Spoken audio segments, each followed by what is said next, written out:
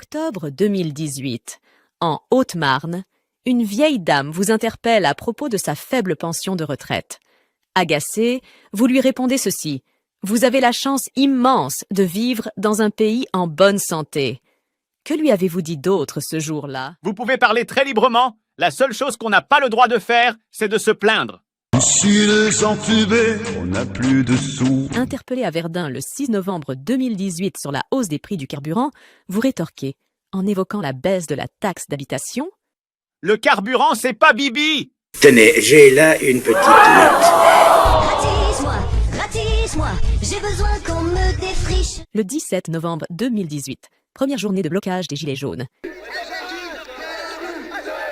Des milliers de manifestants se rassemblent sur les Champs-Élysées. Une répression terrible se met en place.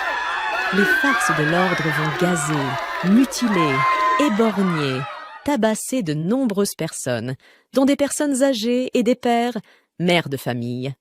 Vous êtes restés dans un long mutisme. Cette crise, c'est aussi le sens profond du consentement à l'impôt. Monseigneur. Vous aviez fait une interview en 2019 sur C'est nul, reconnaissant que vous parliez trop et qu'il fallait que ces séquences soient plus rares. Je fais beaucoup plus attention. C'est un travail sur moi. Le 15 septembre 2019, vous vous êtes opposé à ceux qui s'opposent au déploiement de la 5G, les accusant de refuser le progrès technologique en les dénigrant.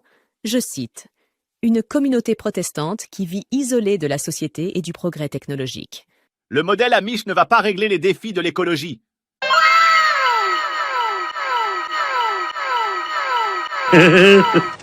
Lors d'une allocution solennelle de 21 minutes, lundi 16 mars 2020, vous aviez annoncé un arsenal de mesures d'une radicalité inédite afin de lutter contre la pandémie du coronavirus.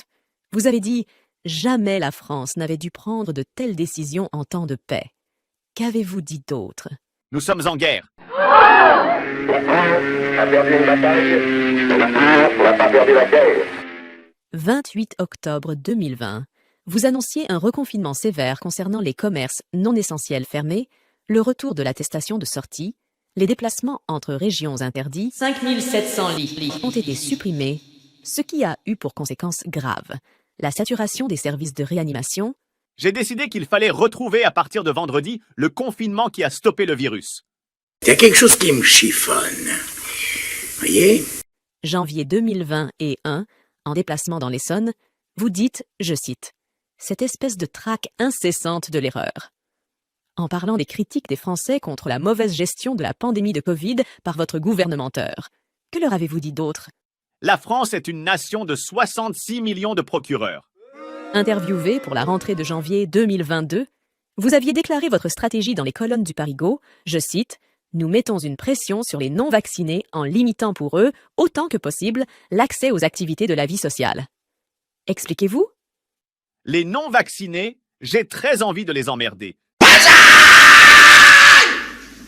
Toute ressemblance avec des personnes existantes ou ayant existé est purement fortuite et involontaire.